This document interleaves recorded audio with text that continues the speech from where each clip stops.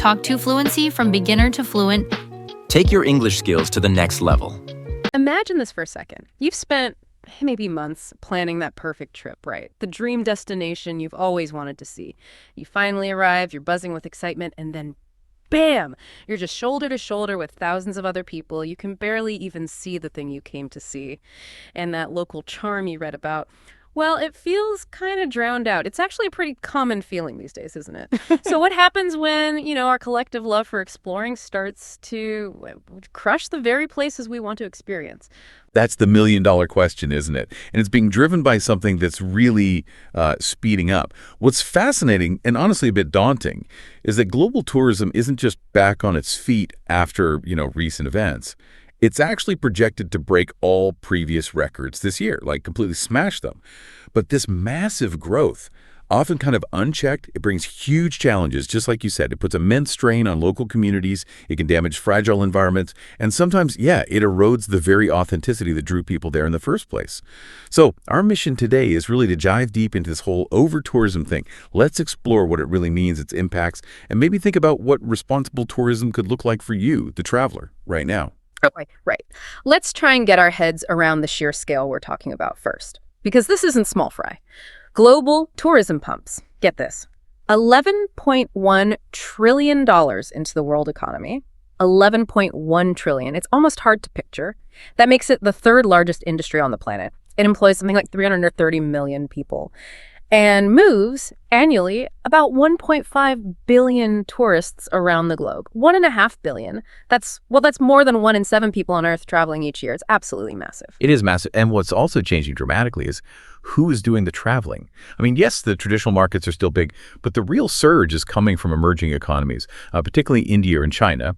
What's really interesting is that the Indian outbound market, so Indians traveling abroad, has actually overtaken China's recently. Now, think about India's population, 1.5 billion people. Even if a tiny fraction, say 0.5%, start traveling internationally because they can now afford it, well, that adds millions and millions of new tourists to an already packed market. It's a demographic shift we haven't really seen before on this scale.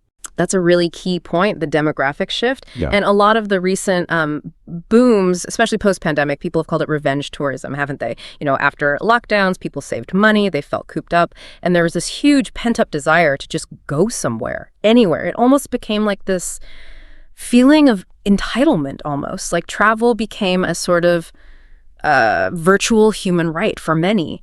And that suppressed demand being unleashed, it's just poured fuel on the fire for popular spots. Absolutely. It shows how deeply travel is now kind of woven into modern life, doesn't it? It's about aspiration, identity, even status.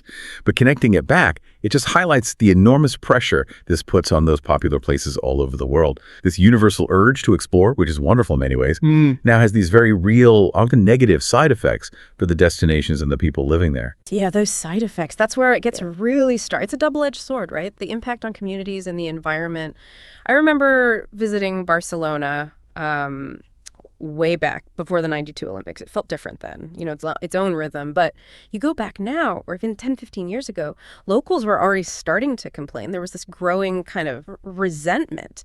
And a massive part of it, you see this everywhere, is short-term rentals like Airbnb and similar platforms. They just push housing costs through the roof. Young locals, families, they just can't afford to live in their own city anymore. They're literally priced out. Barcelona is such a classic example. And we've seen huge protests about this exact issue recently in the Balearic Islands like Majorca and Ibiza. And the irony is just, it's biting. These places desperately need young workers for the hotels, the bars, the restaurants.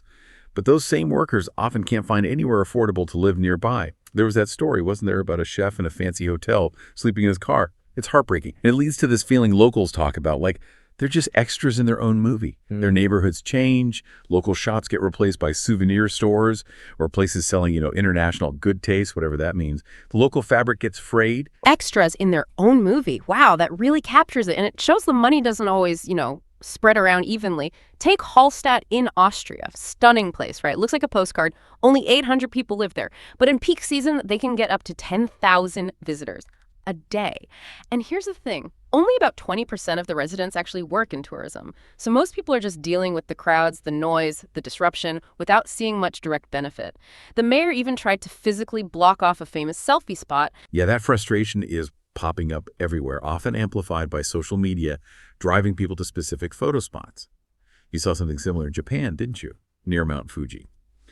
In that town, Fujikawa-Guchiko, they actually put up a big screen, a barrier, to block the view of Mount Fuji from behind a specific convenience store.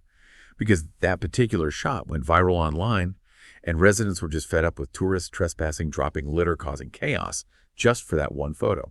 And this links to another big economic problem too, something called leakage.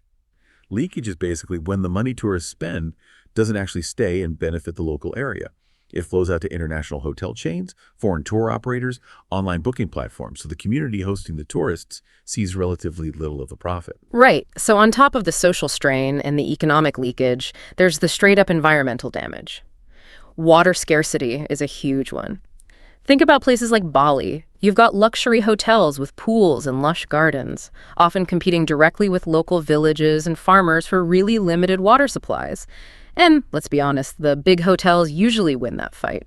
Or look at somewhere like Kenya. You hear stories of local farmers being really wary of tourism. Some have even been pushed off their traditional lands they've farmed for generations, to make way for safari parks or wildlife corridors that tourists want to see.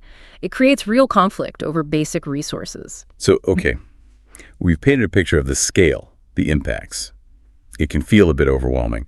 But that brings us to, well, what can actually be done? And the solutions tend to fall into two broad camps, really. There are actions that destinations like cities or countries can take, and then there's the role, the responsibility of us as individual travelers. Okay, let's look at the destination stuff first. Venice is a famous example, bringing in that €5 entry fee for day trippers.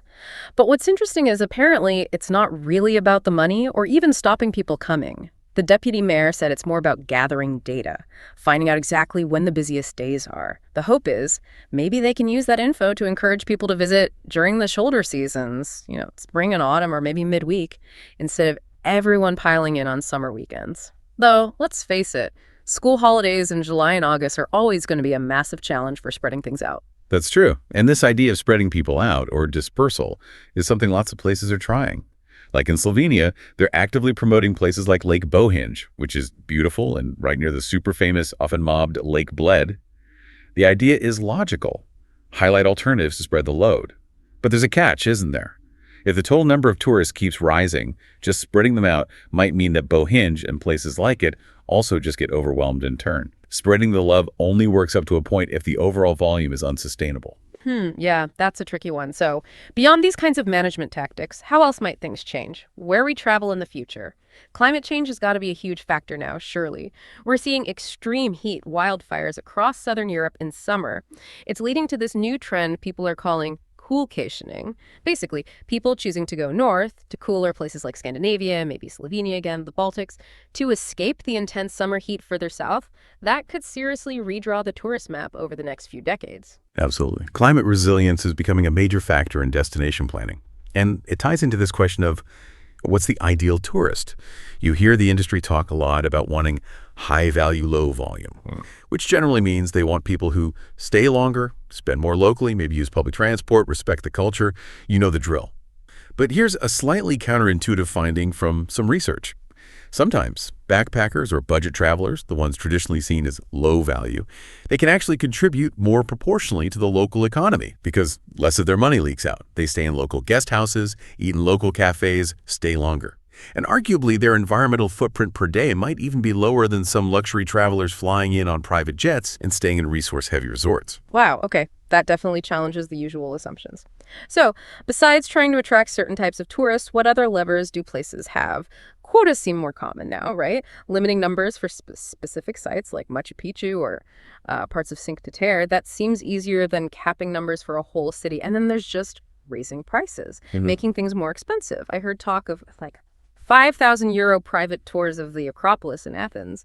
But that immediately throws up a huge ethical question, doesn't it? Does that just turn World Heritage sites into playgrounds only for the super rich, making culture inaccessible? Exactly. It's a really difficult balance to strike. Preservation versus access versus economic benefit. There are no easy answers there. And looking ahead, we also have to factor in the power of, well, social media, the whole selfie culture, especially younger travelers, there's this constant drive for the unique shot, the undiscovered place, the bragging rights of having been somewhere others haven't. It's maybe less about getting the same photo of the Eiffel Tower or the Rialto Bridge that millions already have, and more about finding that unique viewpoint, that hidden gem, that off-the-beaten-path experience, often specifically for the gram. Right, and that could actually help with dispersal, couldn't it? Pushing people away from the same old overcrowded icons.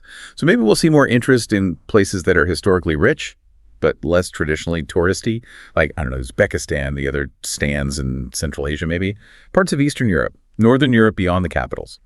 Places with incredible history and culture, but just not on everyone's radar. Yeah, that could be where things head. It could. But, amidst all this talk of problems and solutions, we have to acknowledge the fundamental paradox here. It feels deeply hypocritical for people like us who've likely traveled quite a bit to turn around and tell others not to. Because travel is amazing. It genuinely broadens the mind. It builds understanding between cultures. It can be life-changing. We can't deny its value. And there's a huge cultural expectation now, especially maybe for young people or people in countries where incomes are rising, allowing them to travel for the first time. Who are we to say they shouldn't have that experience? Absolutely. That's the core dilemma. So, okay, let's bring it back to the listener. Knowing all this, the good and the bad, how can you travel better, more responsibly? It's clearly not about stopping travel altogether, but it is about being more thoughtful, isn't it? More conscious, remembering you're a guest in someone else's community, not just a consumer who's entitled to everything. It's about thinking about how you travel, where your money goes, maybe when you travel, showing basic respect. Exactly. And that leads to the big question we all need to grapple with. How do we balance this? Travel is this incredible economic engine, yes, but it's also a source of profound personal growth and joy.